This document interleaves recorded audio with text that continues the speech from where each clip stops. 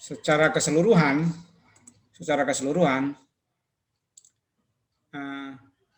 kelebihan dari panas ini akan merubah ambien daripada temperatur air, dan juga dia dapat mempengaruhi ekosistem daripada akuatik, baik itu dia pengaruhnya secara langsung maupun secara tidak langsung. Karena suhu dikatakan sebagai sebuah pembatas, berarti dia di sana memberikan biota air itu hidupan. Kadang ada yang kemudian senangnya hidup itu di suhu yang dingin, ada yang kemudian suhu yang hangat. Nah, sebaran-sebaran seperti itu yang kemudian yang menjadi pembatasan. Kalau suhu itu mengalami kenaikan, maka akan berbahaya bagi biota air. Karena setiap kali perubahan temperatur, dia akan mempengaruhi salinitas dan juga pada dissolved oksigen ataupun oksigen terlarut kemudian yang ada di dalam air. Nah, kemarin kan sudah sempat, minggu yang lalu sudah sempat saya kasih tahu, silakan cari bahan yang berhubungan dengan pencemaran termal. Nah, siapa yang kemudian bisa memberikan pandangannya terhadap pencemaran termal ini pada perairan?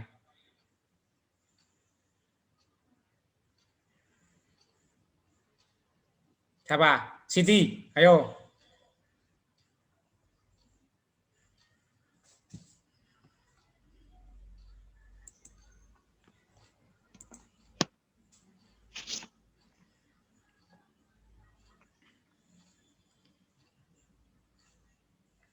Kita lebih ke diskusi saja.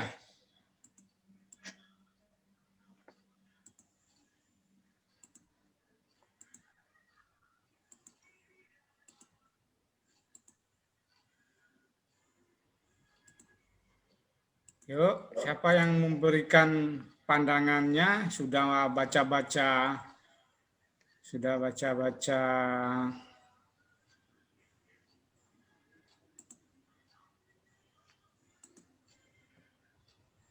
silakan memberikan pandangannya terhadap termal ini, pencemaran termal ini.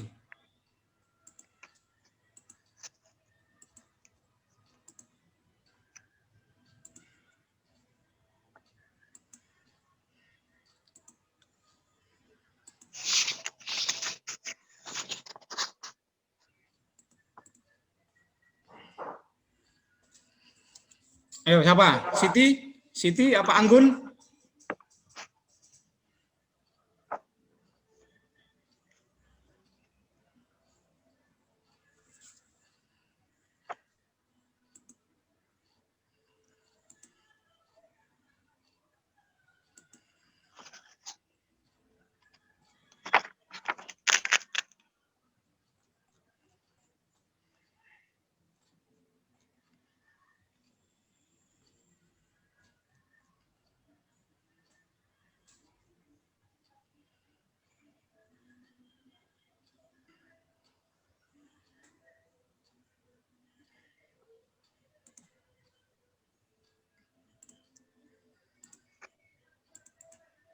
Halo, everybody.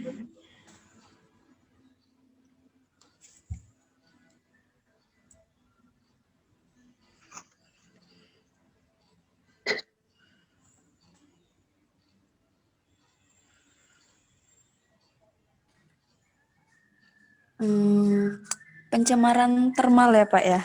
Iya. Yang saya tahu tentang pencemaran termal, sedikit saya baca. Kemarin pencemaran termal ini biasanya terjadi karena adanya kenaikan suhu secara berlebihan, apalagi untuk jangka waktu yang lama, dan biasanya penyebab dari pencemaran termal ini yang saya tahu itu dari polusi kendaraan bermotor, terus limbah rumah tangga, ada pembakaran sampah, pabrik-pabrik, asapnya, ya itu salah satu penyebab-penyebab adanya pencemaran termal. Gitu, Pak.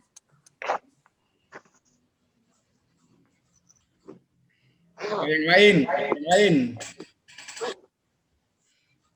Ada yang lain nggak dengan itu?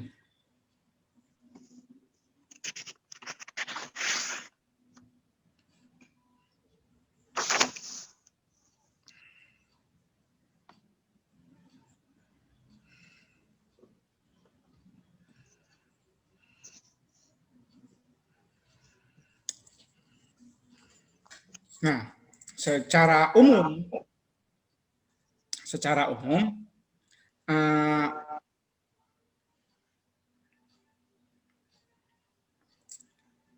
yang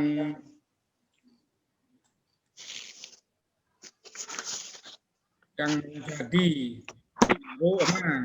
segala hal yang tadi disebutkan Anggun itu beberapa hal yang mempengaruhi kenaikan panas atau kenaikan suhu secara dalam jangka waktu yang lama. Tapi yang kita hadapi, pembakaran, polusi dan segala macam, itu kan pencemaran termal secara umum. Nah, kalau kita ngomong di perairan, maka tentu saja yang kemudian itu inputnya masuk ke dalam perairan. Nah, ke dalam perairan di sini itu banyak hal yang sebenarnya tidak banyak pencemaran panas itu ke perairan.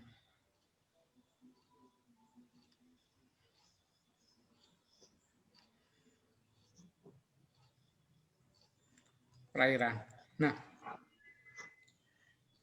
kalau kita melihat di air secara keseluruhan, di perairan ya, secara keseluruhan, limbah termal ini lebih banyak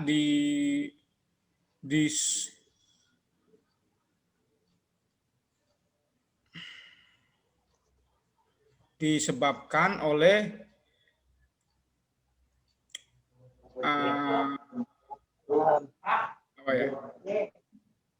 buangan daripada limbah. Buangan daripada limbah. Nah, limbahnya apa di sini? Yang mampu menghasilkan panas. Yang mampu menghasilkan limbah panas itu apa?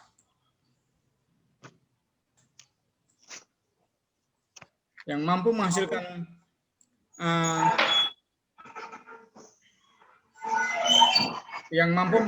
panas, thermal waste pollution, limbah air panas ke dalam perairan, itu di Indonesia itu cuma satu, yaitu limbah-limbah buangan dari PLTU.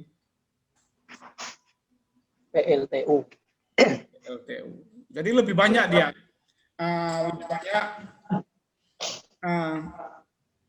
dipengaruhi oleh itu. Kalau secara alami terjadi, tetapi dia cuma dalam bentang berapa tahun sekali baru terjadi karena perubahan panas yang tinggi. Itu siklusnya itu siklus puluhan tahunan baru terjadi. Kalau kita yang terjadi sekarang adalah kemudian lebih banyak pada buangan limbah daripada pembangkitan listrik tenaga uap PLTU yang kemudian itu yang mempengaruhi, lebih banyak mempengaruhi.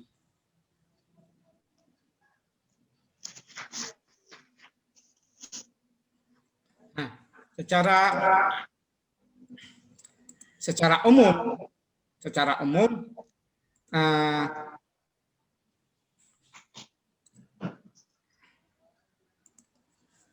secara umum pengaruhnya itu kecil. Pengaruhnya kecil lagi. Secara umum untuk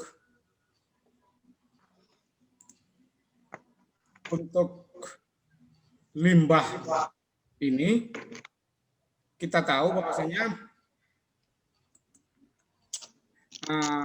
airan itu dia mempunyai hubungan timbal balik dengan aktivitas manusia, di mana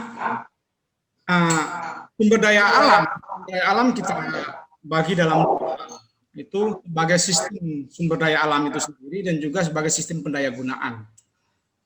Nah, pada sistem sumber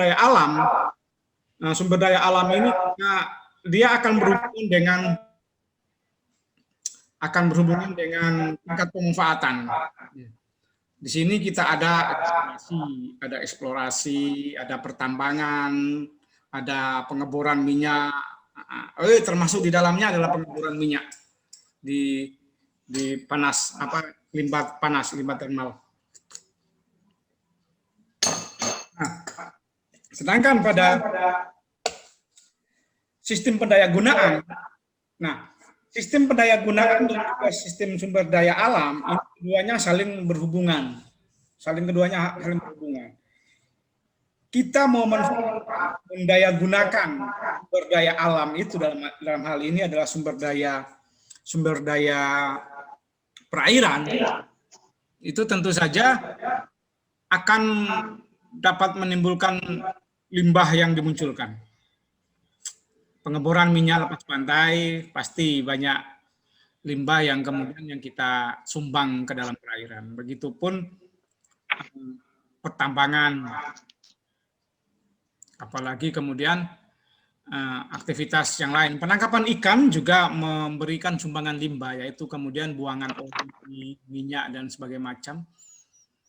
Itu juga memberikan sumbangan terhadap lingkungan. Nah, sumbangan terhadap lingkungan ini nanti akan memunculkan ketidakseimbangan dalam proses daur proses energi yang muncul di sana. Ketidakseimbangan ini akan memunculkan kerusakan lingkungan perairan. Nah, salah satu yang muncul di sana adalah kita tadi hari ini ngomong adalah kemudian panas ataupun termal.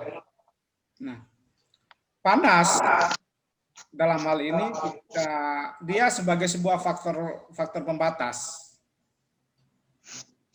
Nah, seperti sempat saya singgung tadi, ikan itu sifatnya adalah poikiloterm, yaitu suhunya dipengaruhi oleh suhu lingkungan. Suhu tubuh dipengaruhi oleh suhu lingkungan. Jadi ketika suhu lingkungannya tinggi, maka suhu tubuh pun akan ikut tinggi juga. Jadi ada proses penyesuaian suhu tubuh.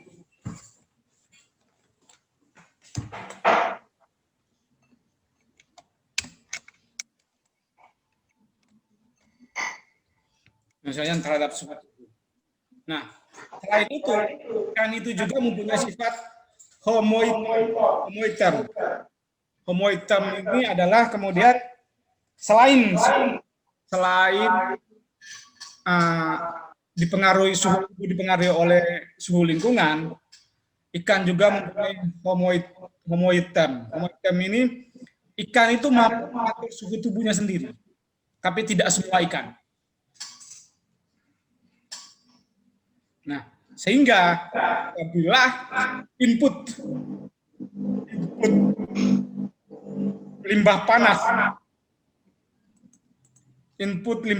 ini masuk ke dalam perairan yang berlebih, maka akan mempengaruhi suhu yang ada dalam lingkungan. Ingat bahwasanya ketika kenaikan suhu 10 derajat Celcius, kenaikan suhu 10 derajat Celcius itu akan meningkatkan 2 kali laju metabolisme tubuh.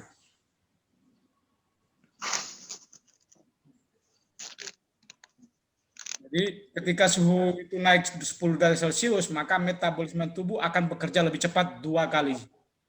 Nah, ketika metabolisme ini bekerja 2 kali lipat, maka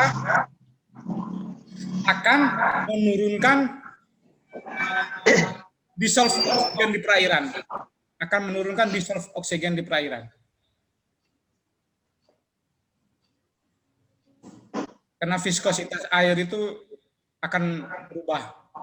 Viskositas air berubah, dissolve oksigen ataupun oksigen terlarut di dalam perairan itu akan menurun. Jadi kenaikan suhu pasti akan mempengaruhi penurunan oksigen. Jadi hubungannya itu. Setiap kali suhu naik, maka oksigen dalam air itu akan berkurang.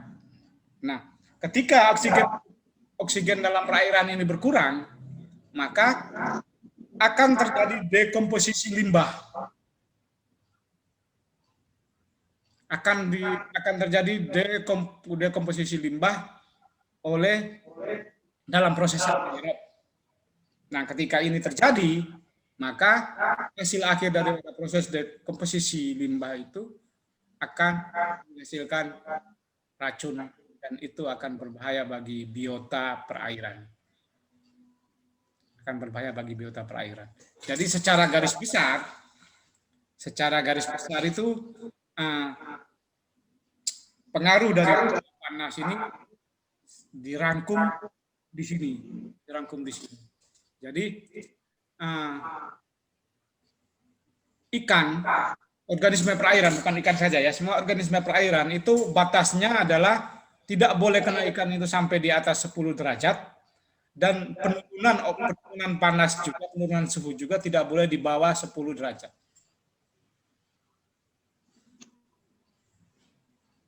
Tidak melebihi di sana.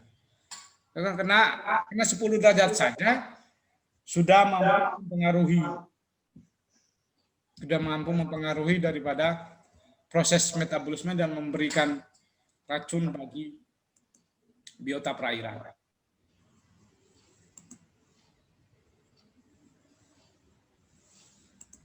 Ini yang kemudian yang mempengaruhi. Jadi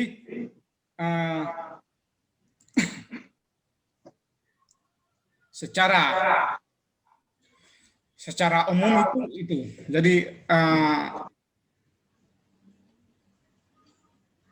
kita dalam mempelajari limbah termal itu di sana. Jadi sumbangsi terbesar dalam limbah termal ini berada pada PLTU sebenarnya, yang kemudian yang paling berperan di sana.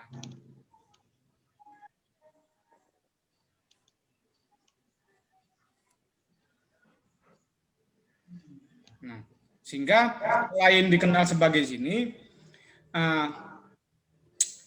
pencemaran limbah air panas atau thermal waste pollution ini berarti masuknya air dalam jumlah besar yang mengalami pemanasan dari satu ataupun sejumlah industri itu dalam perairan. Nah, suhunya itu pasti melebihi daripada kondisi normal.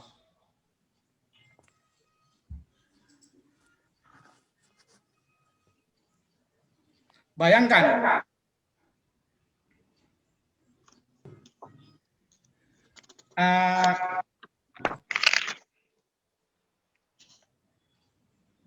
buangan limbah air panas ke laut yang disumbang dari satu pembangkit listrik itu bisa mencapai 20 juta meter kubik air.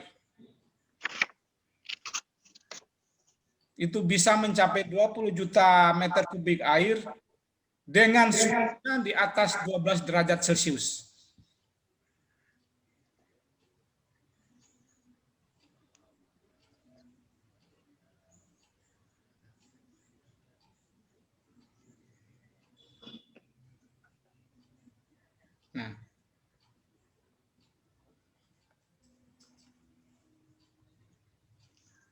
Nah, ini yang kemudian menjadi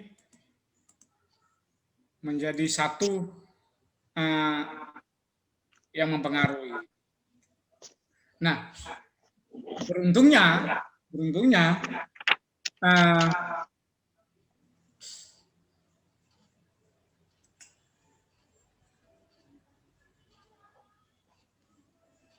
air laut itu masih bisa mencoba untuk meredam ini, tetapi ini tidak boleh terjadi secara terus-menerus.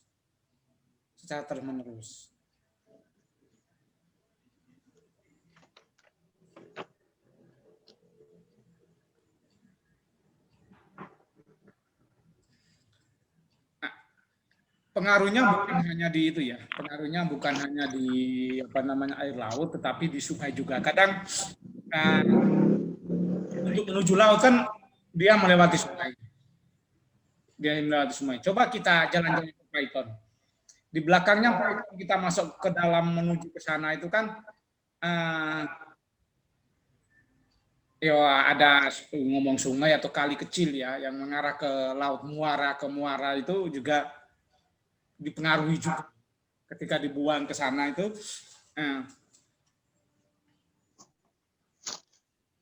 Yang menjadi permasalahannya itu. Nah, seperti tadi saya sampaikan, suhu naik 10 derajat, aktivitas metabolisme itu terjadi percepatan. Sedangkan biota air laut itu kecepatan metaboliknya dia berbeda. Ketika kecepatan metabolik itu berbeda, dipacu lebih cepat lagi, nah dia akan mengalami satu permasalahan, satu kendala.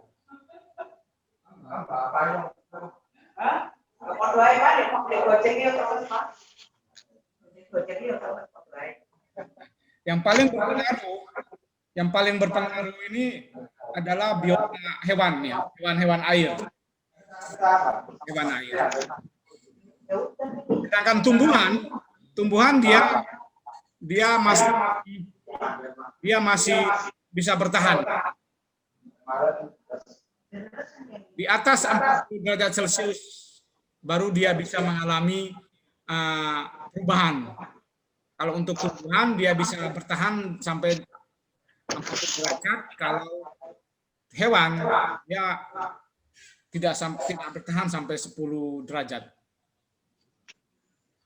Nah.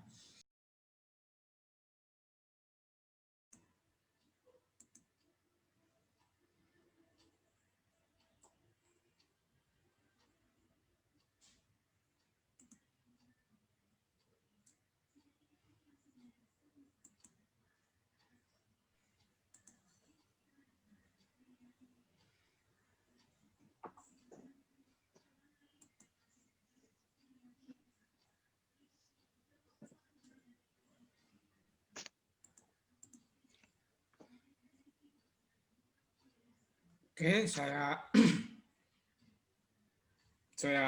ulangi. Bahasanya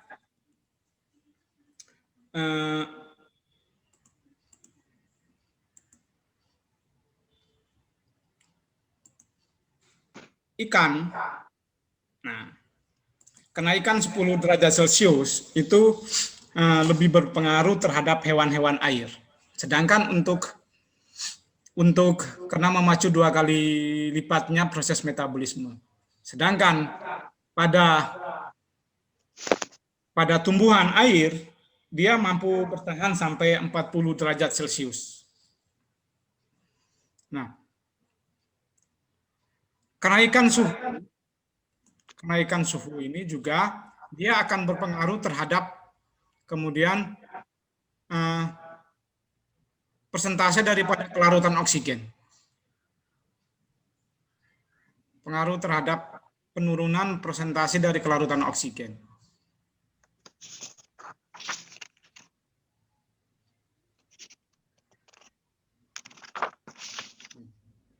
Selain itu,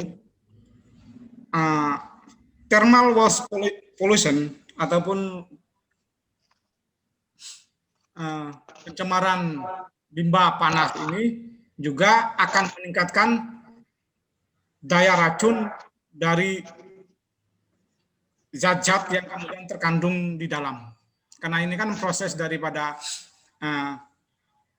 proses yang terjadi pada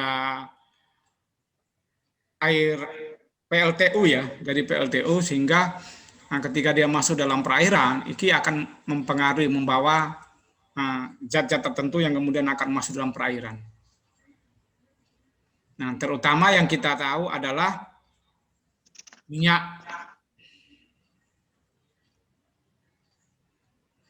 Nah, kenapa minyak ini, kandungan minyak yang dibawa dalam proses ini, buangan dari limbah panas. Buangan daripada limbah panas ini berpengaruh terhadap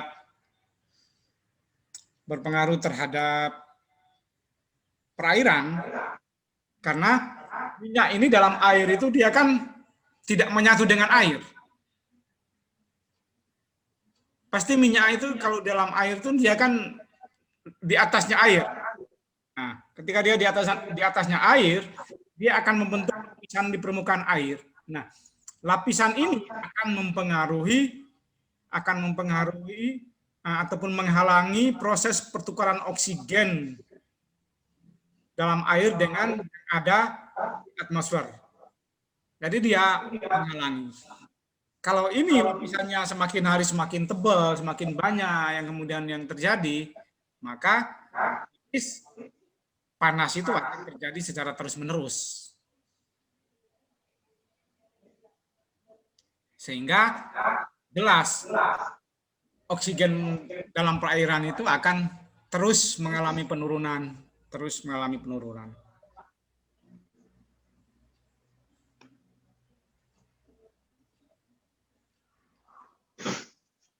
Nah, itu. Selain limbah panas ini tadi menurunkan oksigen dalam air, limbah panas ini juga mempengaruhi salinitas. Mau ketemu Bu Hana. Ini enggak konsultasi PKM. Mempengaruhi salinitas.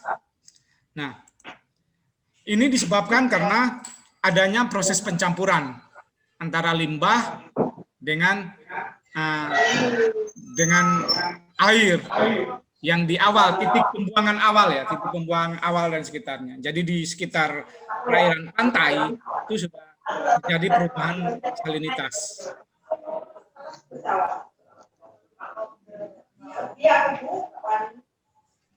Nah, sehingga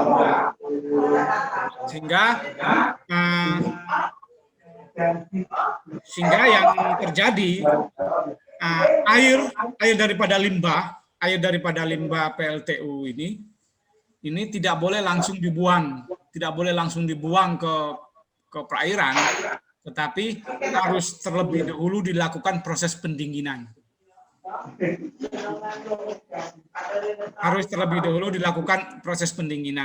Gunanya apa? Agar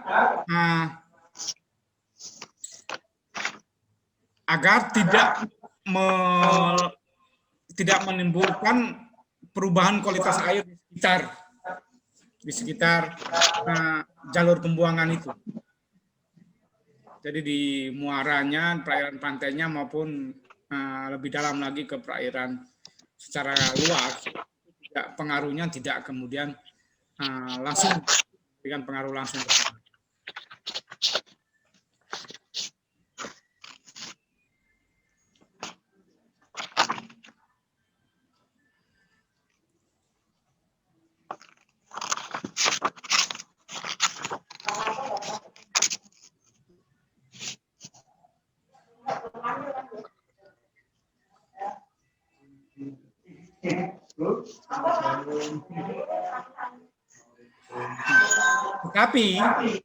Tetapi untuk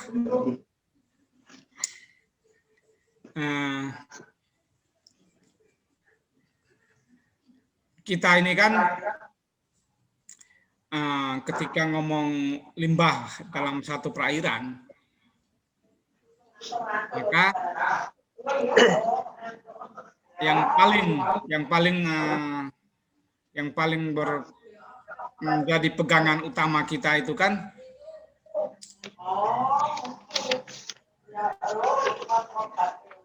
yang paling berpengaruh di sini ya kan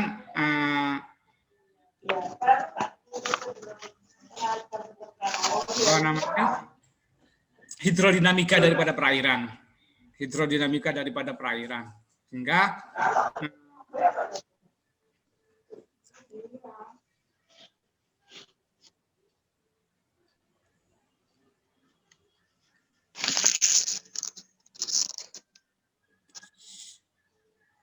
baik itu yang dilakukan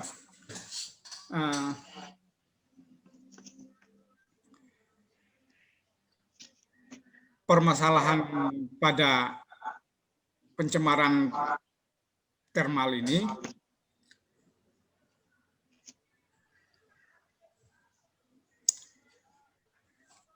semuanya baik itu yang kemudian dibuang dalam bentuk panas maupun dibuang dalam bentuk sesudah mengalami proses pendinginan. Proses pendinginan ini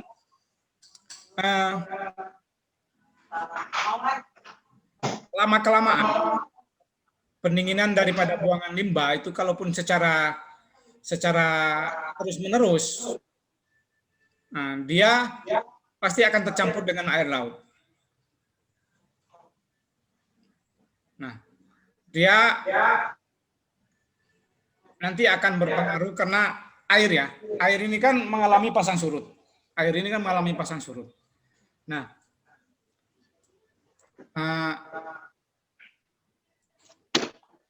ketika ini dari pembuangan di sekitar pantai dan akan terjadi proses pasang surut, maka efek yang dimunculkan terhadap limbah yang menghasilkan ini juga akan mengalami proses perluasan daripada limbah yang terjadi, sehingga dampak daripada limbah panas yang dihasilkan oleh PLTU terhadap lingkungan perairan juga akan bercampur dengan dampak-dampak yang lain yang kemudian menjadi satu di sistem di sana.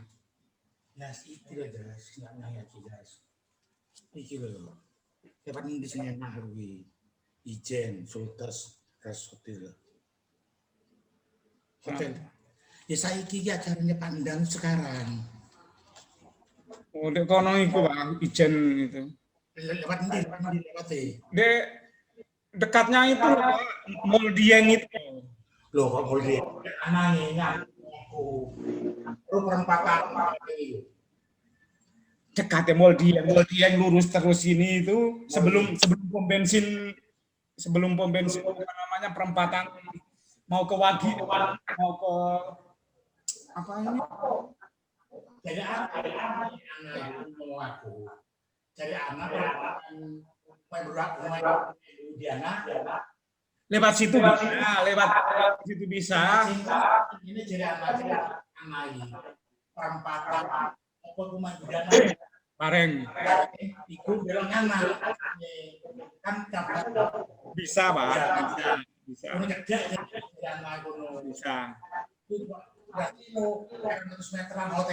Bisa, Pak. Bisa. Oke, itu bisa. Soalnya itu kan dekatnya Mall Dieng itu, Pak.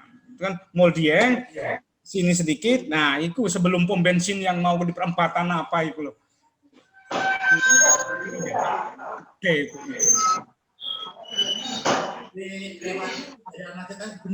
Iku yang benar. Kan tembusnya kan tetap kayak itu, Pak. Tetap kayak Mall Dieng, Pak, tembusnya. Jadi buku anak cok ngiri main budana ngiri sing aman. Iya benar. Iya. Oh iya. Ini panjang. Bentar Pak, asal saya. Jadi luas daripada limbah panas ini, limbah yang dihasilkan oleh panas ini tergantung pada beberapa faktor. Nah, oleh beberapa faktor diantaranya adalah ada itu faktor volume air limbah yang masuk. Volume air limbah yang masuk seperti yang tadi ya, yang sempat saya singgung 20 juta kubik. Nah, yang dihasilkan suhu air limbah rata-rata PLTU membuang limbahnya, limbah hasil panasnya itu di atas kurang lebih 12 derajat Celcius. Suhu air pada pembuangan dan juga sirkulasi daripada perairan. Kalau perairan itu sirkulasi ataupun arusnya berjalan, maka akan menumpuk di perairan pantai itu. Kalaupun arusnya itu berjalan, maka itu berbahaya. Maka panas itu akan diangkut dan disebarkan ke seluruh perairan yang ada di sekitarnya. Itu. Jadi limbah ini pengaruhnya ada banyak, itu fisik, kimia maupun biologi. Nah, kalau secara fisik kita ada namanya densitas, viskositas maupun tekanan uap serta kelarutan perairan. Itu pengaruh secara fisik. Nah, kalau kita lihat secara densitas dan juga viskositas, pendekatannya kita menggunakan pendekatan daripada Stokes tentang pengendapan padatan dan dalam medium non-turbulent, maka efek suhu ini, efek kenaikan suhu mempunyai dampak spesifik pada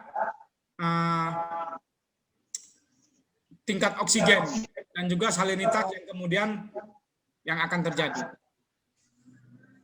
Tadi sudah oksigen dan juga salinitas tadi sudah sempat dijelaskan.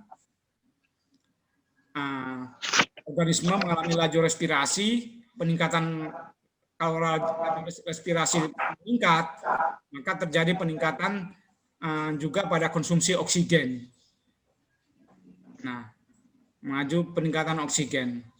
Ketika ini terjadi terus, laju respirasi terjadi peningkatan yang terus-menerus, maka akan mudah terkena penyakit. Akan mudah terkena penyakit.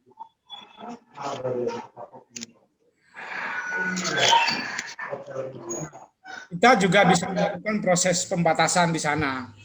Pembatasan secara keseluruhan. Upaya yang kemudian digunakan dalam proses meminimalisir daripada efek panas ini adalah suaranya sopan.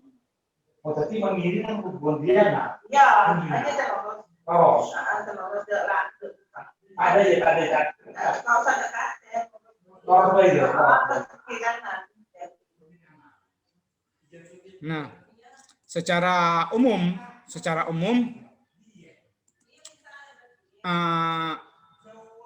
kita untuk meminimalisir daripada efek perairan itu adalah kita bisa mengurangi penggunaan daripada pembuangan listrik. Bisa juga dilakukan dengan membatasi jumlah buangan limbah.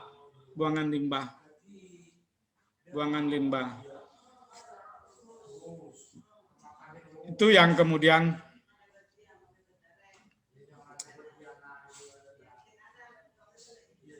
itu yang terjadi. Jadi secara keseluruhan itu yang menyebabkan secara umum yang terjadi untuk perairan panas ini, limbah panas ini lebih banyak terjadi disebabkan oleh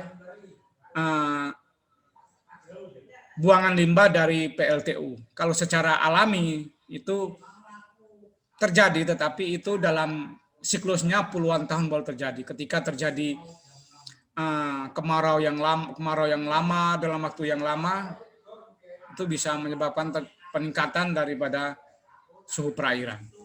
Jadi itu tadi kuncinya tadi yang saya gambarkan tadi kuncinya terjadi proses panas yang muncul ke perairan mempengaruhi proses fisika, biologi maupun kimia yang terjadi. Ini yang kemudian menyebabkan beberapa permasalahan pada lingkungan perairan. Sampai di sini ada yang mau ditanyakan? Ada yang mau didiskusikan?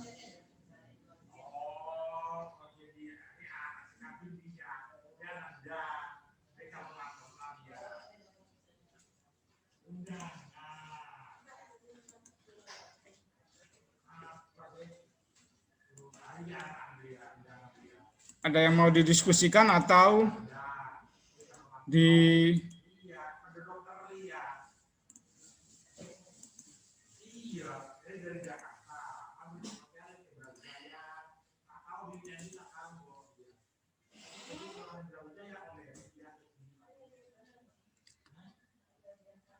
Halo?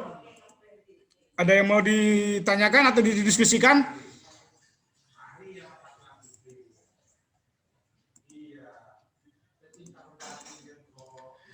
Kalau nggak ada, kita akhiri minggu depan. Silakan. Ini belum banyak yang berperan serta. Silakan baca tentang limbah padat dan plastik. Jadi saya harap minggu depan itu diskusinya berjalan lancar. Jadi dibaca dulu, silakan buat catatan-catatan penting tentang limbah padat itu bagaimana, limbah plastik itu bagaimana itunya, baik itu sumbernya, terus masuk ke perairan seperti apa. Nah, masuk perairan seperti apa, dampak yang ditimbulkan seperti apa, dan bagaimana cara menanganinya. Jadi ada berapa itu? Ada empat yang terjadi. Jadi kisi-kisinya begitu. Jadi dibuat catatan singkat, kita diskusi. Nah, jadi kita diskusi tentang limbah padat minggu depan, pencemaran padat dan plastik. Jadi sumber pencemaran padat dan plastik itu dari apa saja, masuknya ke perairan dengan cara apa, ketika sudah dalam perairan, apa yang terjadi dalam perairan, dan dampak yang dimunculkan terhadap lingkungan perairan, serta yang keempat bagaimana proses kemudian proses untuk menanganinya. Silakan bikin catatan tentang itu, resume tentang itu. Kalau mau dibuat dalam bentuk PowerPoint boleh, nanti ditayangkan, nanti di-share biar diskusikan bersama. Gitu ya? Halo? Iya, Pak. Nah, itu kita akhiri sampai di sini. Assalamualaikum warahmatullahi wabarakatuh dan selamat pagi. Waalaikumsalam warahmatullahi wabarakatuh.